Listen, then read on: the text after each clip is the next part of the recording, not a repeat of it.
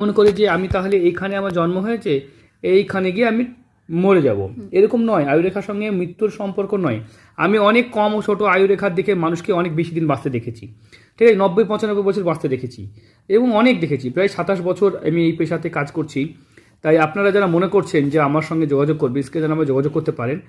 চলুন আজকে যদি দেখা যায় এইখান থেকে আমরা দেখব আয়ুরেখা দুর্বল এবং আয়ুরেখার পর অনেকগুলো রেখা কাটে গেছে।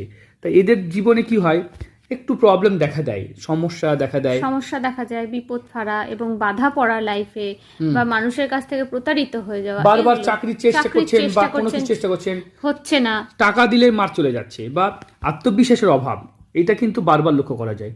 আয়ুরেখার প্রতিকার অবশ্যই করা উচিত। আয়ুরেখার প্রতিকার পাথর দিয়ে করা যায়, কবচ দিয়ে করা যায়, শিকড় দিয়ে করা যায়, মূল দিয়ে করা যায়, অনেক কিছু দিয়ে করা যায়। তাহলে আপনার যেটা সহজ, যেটা সব থেকে সস্তা হবে সেটা আপনি করাতে পারেন, সব থেকে ভরসাযোগ্য হবে সেটাও করাতে পারেন।